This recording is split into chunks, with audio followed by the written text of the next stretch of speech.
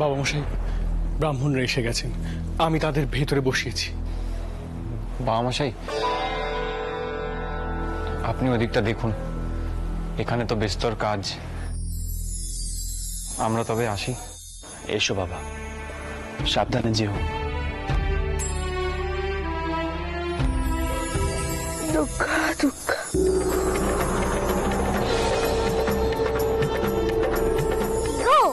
ডাকলে কেন?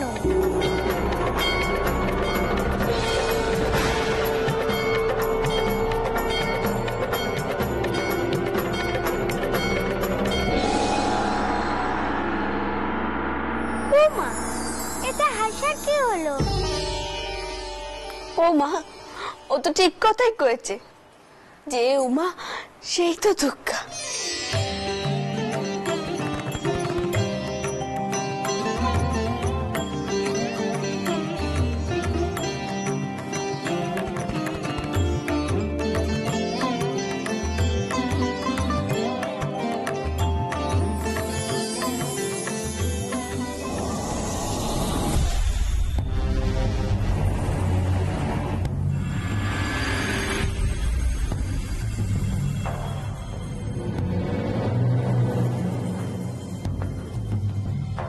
চল করু না,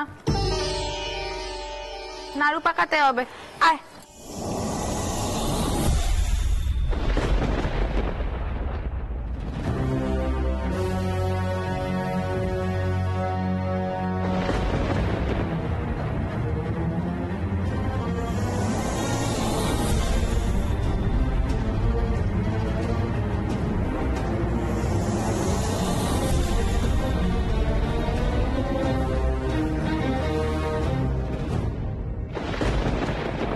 বুঝলি না, তুই ওর দেবতার মতো স্বামীকে নিয়ে অনেক কথা কয়েছিস না। যা মাপ চা। চট করি মা, কেউ ভুল করলে আর সেই ভুলকানা বুঝতে পেরে মাপ চাইলে তাতে কেউ ছোট হয়ে যায়নি।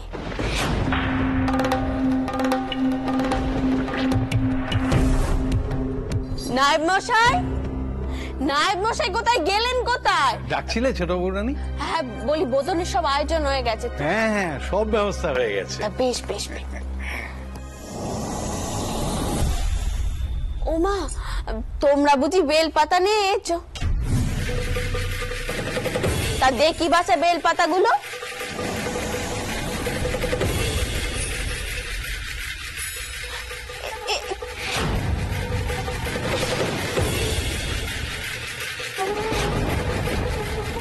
নায়েব মশাই, কি হয়েছে ছোট বউরানী?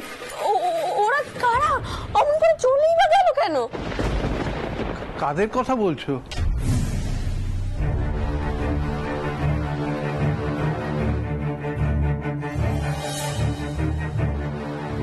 আশ্চর্য, লোক দুটো গেল কোথায়? কথার জবাব না দিয়ে পালালো।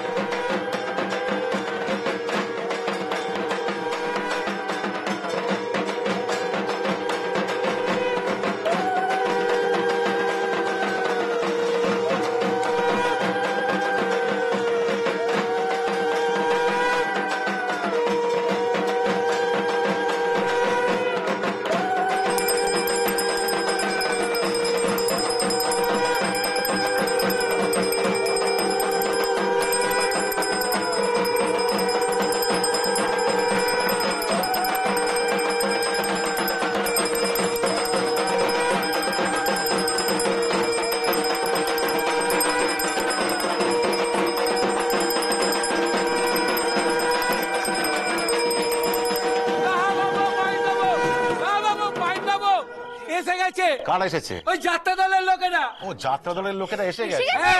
কাশটা ধরো। কোনাই দেখ। আরে আসুন আসুন, অধিকারী মশাই আসুন আসুন। কি বলবো, আপনাদের পালা দেখার জন্য আমরা তো অধীর আগ্রহে অপেক্ষা করছি সবাই। আগে আপনাদের কথা মতোই এবার ওই শিব দুর্গার পালা এনেছি। হ্যাঁ, এই তো আমার শিব। তাই? আমরা তো এই চলে এলুম, বাকিরা সব পরে আসছে। এই বুঝি আপনাদের শিব? বা বেড়ে মানাবে বলে মনে হচ্ছে। তুমি শিব? আচ্ছা, তুমি যখন শিব সাজো তখন তোমার মনে কি ভাব হয় গা? অধিকারী মশাই, ওগুলো গদাই, আমাদের ক্ষুদিরাম চট্টোপাধ্যায়ের ছোট বেটা। গদাই কিন্তু নানান রকম বেশ ধরতে পারে। তাই বুঝি? তাহলে তো কোনো চিন্তাই নেই। ওই ওই ওই ওই ওই তো ওরা এসে গেছে। এই তো এসো, আমার এসো। দলের ওরা যদি কিছু ভুল টুল করে তাহলে ওই গদাই সামনে নিতে পারবে, সব পাঠ বলে দিতে পারবে। হ্যাঁ, সেটাও আলবাত পারবে। এই তাঁতি বউ সেজে আমাকে যা ঘোল খাইয়েছিল। গদাই, এক কাজ কর বাবা, তুই এনাদের নিয়ে ওই নাহা বাবুর অতিথিশালায় যা, ওখানেই ওনারা থাকবেন। যা যা যা যা যা যা। আসুন আসুন। কই গো শিব, কইলে নে তো তোমার কেমন মনের ভাব হয়? দেখো, আমি শিব সাজি, সত্যিকারের শিব আমি হই না। আমি মাধাই থাকি, মুখস্থ করা পাঠ বলি। তাহলে মনের ভাব আলাদা কি করে হবে? কিন্তু আমি যখন কেষ্ট ঠাকুর সাজি তখন তো আমি আর গদাই থাকি না, কেমন যেন একটা অন্য ধারার হয়ে যাই।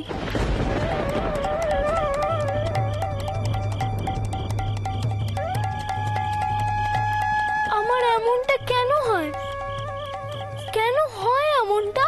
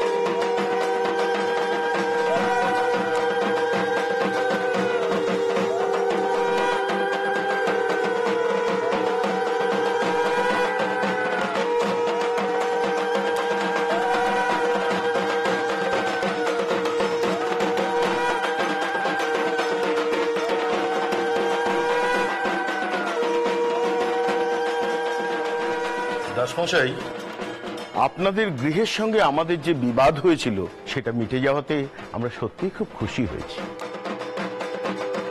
কিন্তু একটা কথা আপনাকে মানতেই হবে, ব্রাহ্মণরা হলেন বর্ণশ্রেষ্ঠ।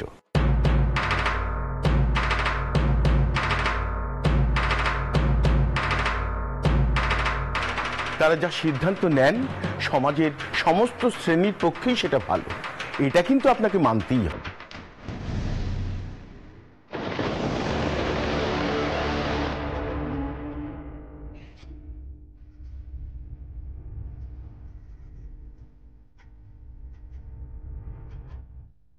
বিদ্যাসাগর মশাই, কথাটা শুনে মনে মনে আপনি ব্যঙ্গ করছেন না তো? এ কি বলছেন শাস্ত্রী মশাই? আপনাদের মতো ব্রাহ্মণ সমাজের অন্যতম প্রধানের মুখে এরকম কথা শুনে আমি হাসবো? সেরকম দুঃসাহস আমার হবে কখনো?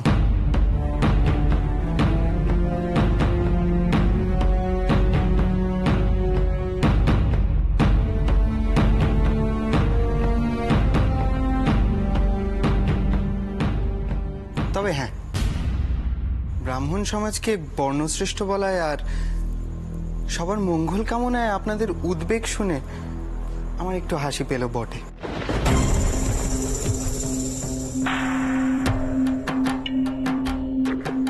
ক্ষমা করবেন ভট্টাচ মশাই, আমরা বর্ণশ্রেষ্ঠ ব্রাহ্মণেরা কারো মঙ্গল চিন্তা করি না, অন্তত ইদানিং করি না।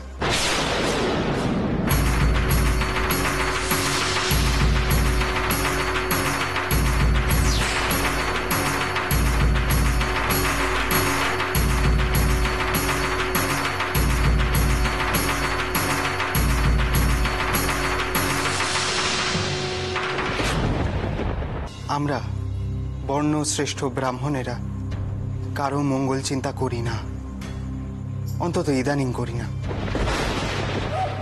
না হলে আমাদের দেশের মেয়েদের এমন দুর্দশা হতো না।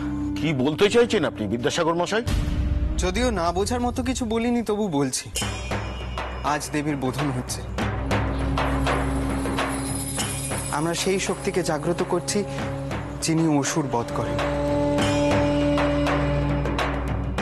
সেই শক্তি নারী শক্তি।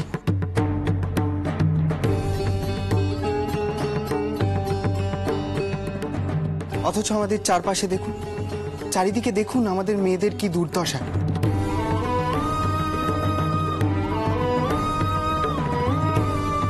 স্ত্রী লোকেদের কল্যাণার্থে আমাদের ব্রাহ্মণ সমাজ কি ভাবছে, কি করছে, সেই প্রশ্ন আমি আপনাকে বিনীতভাবে করতে পারি শাস্ত্রী মশাই?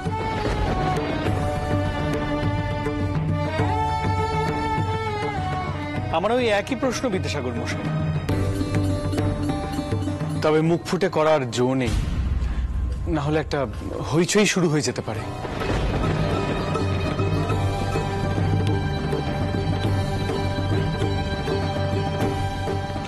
আপনি ব্রাহ্মণ, আপনি এই প্রশ্নটা তুলতেই পারেন। কারণে অকারণে নিজের সমাজকে আপনি ছোট করতে অভ্যস্ত হয়ে গেছেন বিদ্যাসাগর মশাই। আপনি বিদ্যার সাগর হলেও আমরাও কিন্তু একটু আধটু শাস্ত্র চর্চা করেছি। শুনুন, যে সকল স্ত্রীলোক ব্রাহ্মণ সমাজের বিধান মেনে চলেন তারা ঠকেন না, মোক্ষ লাভ করেন।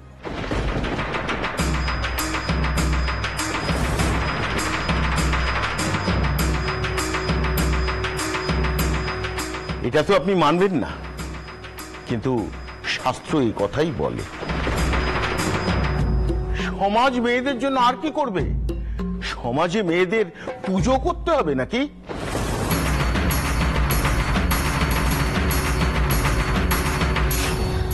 টাউন মশাই, আমরা ঠিক করেছি এই পুজো থেকে পুজোর কটা দিন আমরা রোজ কুমারী পুজো করব।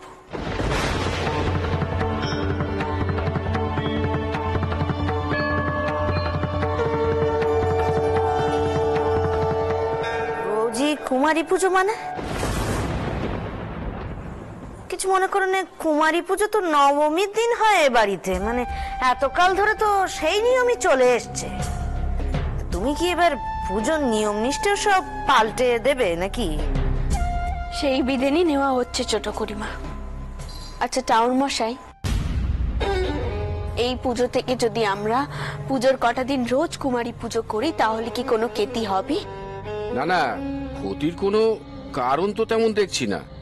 তবে এর আগে কখনো এ বাড়িতে রোজ কুমারী পুজো হয়নি, তাই।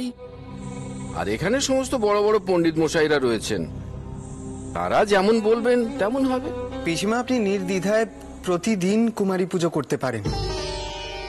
দেবী যখন বেলগাছের নিচে কুমারী রূপে নিদ্রিতা ছিলেন, তখন ব্রহ্মা তার নিদ্রাভঙ্গ করার জন্য স্তুতি করেন। সেই স্তুতিতে দেবীর নিদ্রাভঙ্গ হয়। দেবী জাগ্রত হন সেই বেলগাছের তলায় কুমারী রূপেই। আর তাই আমরা বেলগাছের নিচে দেবীর বোধন করি। ঠিক সেই কারণেই আপনি পুজোর দিনগুলোতে প্রত্যেক দিন কুমারী পুজো করতে পারেন।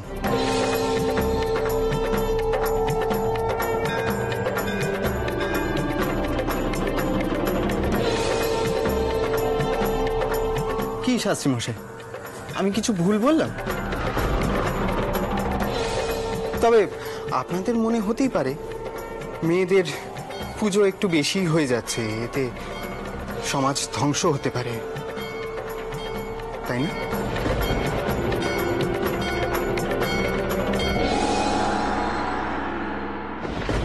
বিদ্যাসাগর মশাইয়ের কথা শুনলে মনে হয় মেয়েরাও মানুষ, তাদেরও মান আছে, তাই না শীত জামাই দাদা?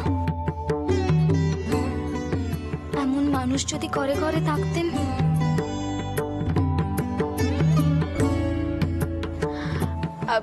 কাল থেকেই তবে আমরা উমাকে কুমারী রূপে পুজো করব, তাতে কোনো দোষ নেই তো? চাউন মশাই, আপনি পুজো করবেন তো? কেন করব না মা? আর তবে যার পুজো করব তার নাম, গোত্র, বয়স এসব তো জানতে হবে, কেননা কুমারীর বয়স অনুযায়ী তো তার নামকরণ করতে হবে।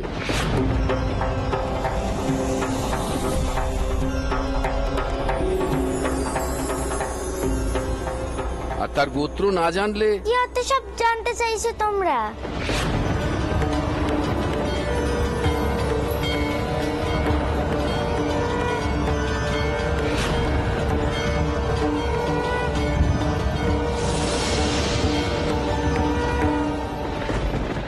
উমা, ওনারা জানতে চাইছেন তুমি কে। কয়ে দাও তো ওনাদেরকে যে তুমি কে। আমি তো উমা, তোমরা জানো না?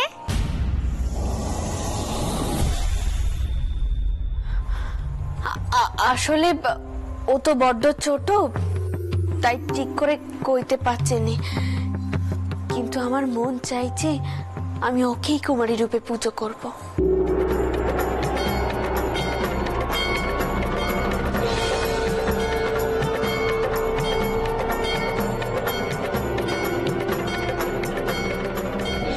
এই হলো এই বাড়ির অদ্ভুত কাণ্ড।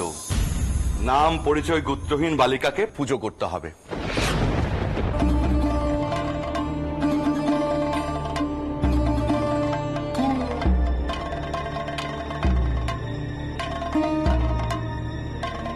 পুরোহিত মশাই, আপনি কিন্তু এই পুজো করবেন না।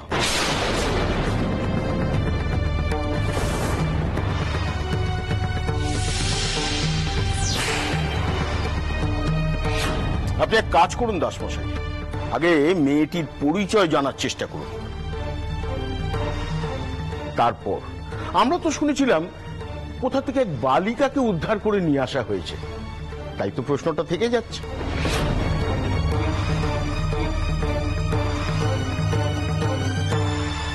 আপনি যতই চেষ্টা করুন মা,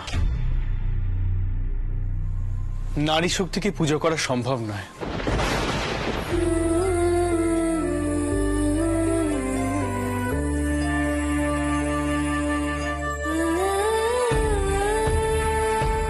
আগে তাদের সামাজিক পরিচয়, নাম, গোত্রকেই বিবেচনা করা হবে।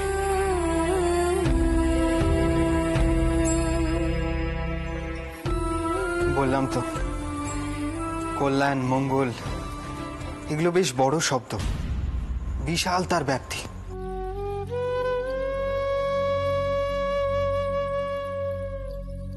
সেসব বাদ দিন, মেয়েদের আমরা সামান্য সম্মানটুকুই দিতে পারি না?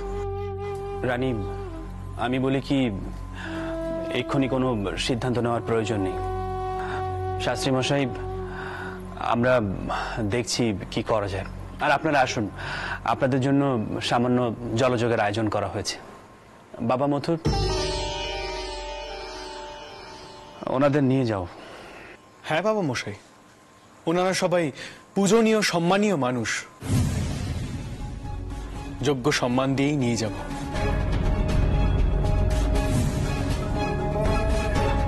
আসুন।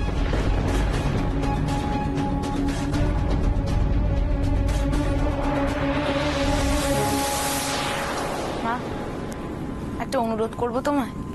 দেখো, অনেক কষ্টে বাউন সমাজ আবার আমাদের বাড়িতে পা রেখেছে। তাই পুজোর মধ্যে অন্তত কোনো গোল পাখিও নেই, তাহলে পুজোটাই আর শেষ হবে না। বাড়ির সবার মঙ্গল অমঙ্গলের কথা কানে এবার একটু ভাবো।